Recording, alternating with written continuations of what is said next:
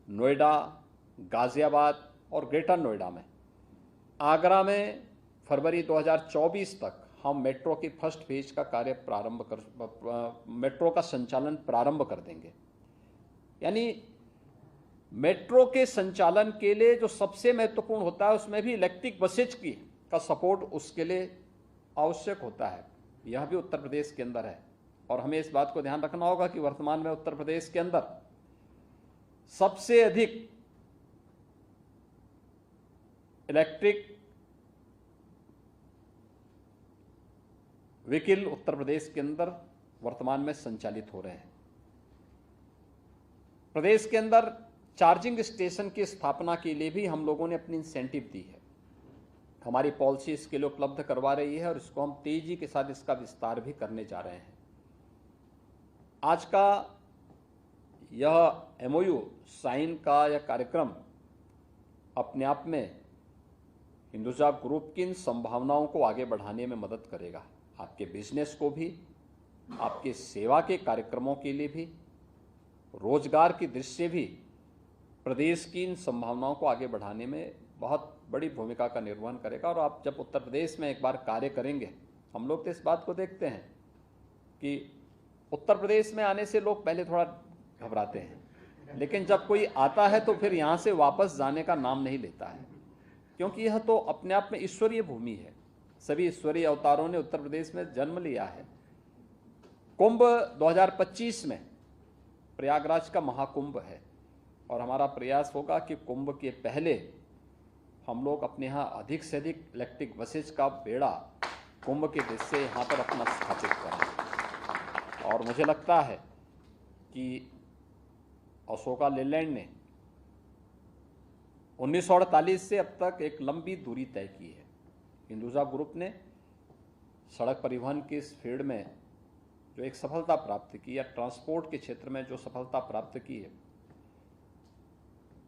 आपने अपना थीम भी रखा है कि कोई मंजिल दूर नहीं। मुझे लगता है वो मंजिल आपको उत्तर प्रदेश में आने पर अवश्य प्राप्त हो जाएगी। और इस विषय मैं आज के इस अवसर पर धीरज जी आपको और आपकी पूरी टीम को उत्तर प्रदेश आने पर हृदय से अभिनंदन करता हूं और विश्वास व्यक्त करता हूं कि आपका उत्तर प्रदेश में होने वाला यह निवेश आपके ग्रुप को एक नए अनुभव के साथ आगे बढ़ने के लिए प्रेरित करेगा और उत्तर प्रदेश में अधिकाधिक निवेश करने के लिए आपका यह ग्रुप अवश्य यहाँ पर प्रफुल्लित होगा, प्रोत्साहित होगा। आज के इस MOU साइन कार्यक्रम के अवसर पर मैं औद्योगिक विकास विभाग को भी और हिंदुजा ग्रुप को भी एक बार फिर से हृदय से धन्यवाद देता हूं। जय हिंद।